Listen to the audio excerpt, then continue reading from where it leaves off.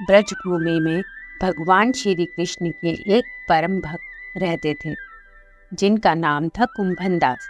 कुंभन दास का एक पुत्र था जिसका नाम था रघुनंदन। कुंभन दास हर वक्त कृष्ण की भक्ति में लीन रहते थे और पूरे नियम से भगवान की पूजा और सेवा किया करते थे।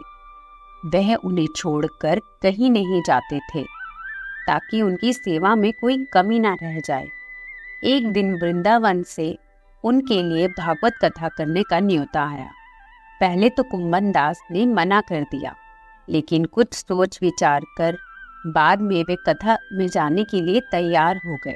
उन्होंने सोचा कि भगवान की सेवा की तैयारी करके वे रोजाना कथा करके वापस लौट आएंगे, जिससे भगवान का सेवा का नियम भी नहीं छूटेगा। उन्होंने अपने पुत्र को समझा दिया कि वे भोग तैयार कर चुके हैं, तुम्हें बस समय पर ठाकुर जी को भोग लगा देना है। इसके बाद वह कथा के लिए चले गए।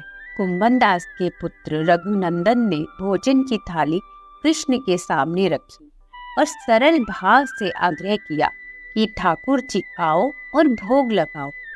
उसके बाल मन में यह छवि थी कि ठाकुर जी स्वयं आकर अपने हाथों से भोजन करेंगे, जैसे हम सभी करते हैं। उसने बार बार आग्रह किया, लेकिन भोजन तो वैसे का वैसा ही रखा रहा। अब रघुनंदन उदास हो गया और रोते हुए पुकारा कि हे कृष्ण आओ और भोग लगाओ।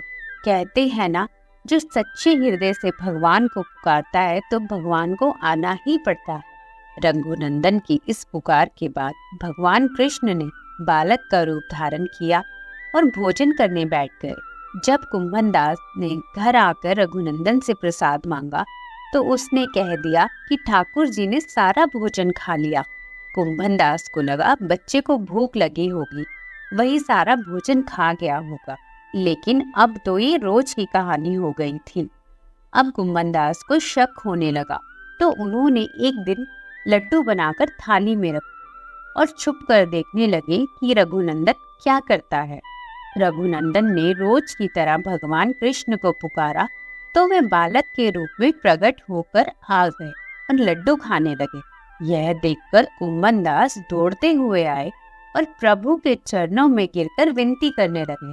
उस समय कृष्ण भगवान के एक हाथ में लड्डू और दूसरे हाथ वाला लड्डू मुख में जाने को ही था कि वो एकदम मूर्ति हो गए।